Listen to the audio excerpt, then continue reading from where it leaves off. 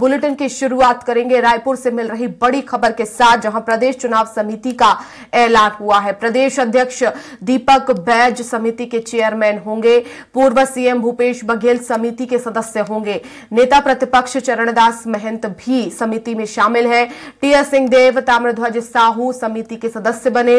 रविंद्र चौबे, मोहम्मद अकबर, शिव डहरिया, अनिला भेड़िया, जय सिंह अग्रवाल, मोहन मरकाम, गुरु रुद्र कुमार, धनेन्द्र साहू, सत्यनारायण शर्मा, अमितेश शुक्ला, विकास उपाध्याय, राजेश तिवारी और पारस चोपड़ा सदस्य होंगे। प्रत्याशियों के चयन के मद्देनजर प्रदेश इलेक्शन कमेटी मानी जाती है महत्वपूर्ण भूमिका।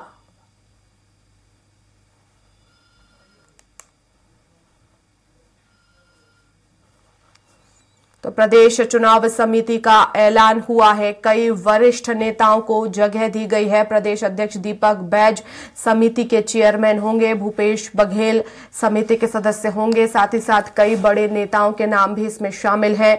चरणदास महंत शामिल हैं। साथ ही साथ टीएस सिंहदेव, ताम्रध्वज साहू समिति के सदस्य बनाए गए हैं।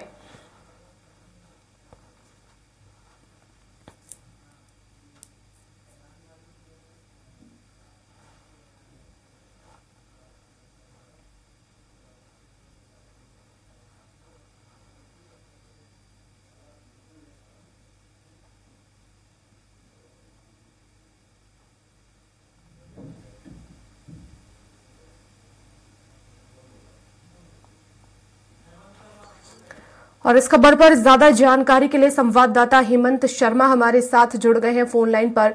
हेमंत, समिति का ऐलान हुआ है, कई वरिष्ठ नेताओं को जगह इसमें दी गई है, यानी कि महत्वपूर्ण जिम्मेदारी इन नेताओं के कंधों पर होगी प्रत्याशी चयन की।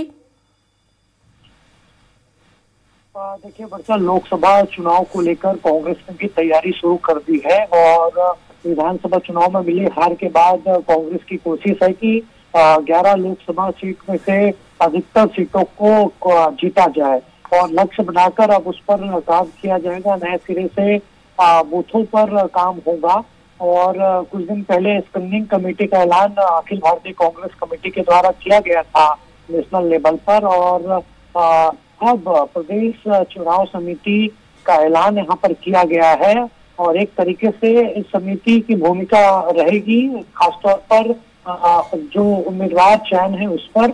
और कोशिश अब कांग्रेस ये करेगी कि लोकसभा चुनाव में बेहतर उम्मीदवार हर क्षेत्र में खड़ा कर सके और इसमें प्रमुख तौर पर देखा जाए तो दीपक बैज जो प्रदेश कांग्रेस कमेटी के अध्यक्ष हैं वो चेयरमैन होंगे और इसमें पूर्व सीएम भूपेश बघेल और तमाम जो पूर्व मंत्री हैं मोहम्मद अकबर, शिव डहरिया, अमरजीत भगत, सबको इस कमेटी में शामिल किया गया है। टीएस सिंहदेव पूर्व उप मुख्यमंत्री भी इस कमेटी में शामिल है और जल्द ही इस कमेटी की बैठक होगी और प्रारंभिक तौर पर जो उम्मीदवार है जिनको लेकर चर्चा हो सकती है।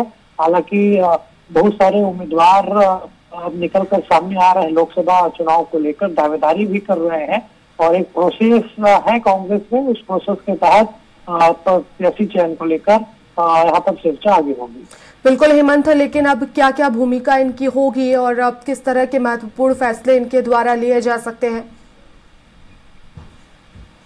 देखिए इस कमेटी का दायित्व यही होगा कि बेहतर उम्मीदवार हर लोकसभा क्षेत्र में खड़ा कर सके। पिछली बार 2018 में विधानसभा चुनाव में जीत कांग्रेस को मिली थी, लेकिन 2019 का जब लोकसभा चुनाव हुआ तो 11 में से 9 लोकसभा सीट बीजेपी जीत गई थी। 2 सीटों पर कांग्रेस को संतुष्ट करना पड़ा था।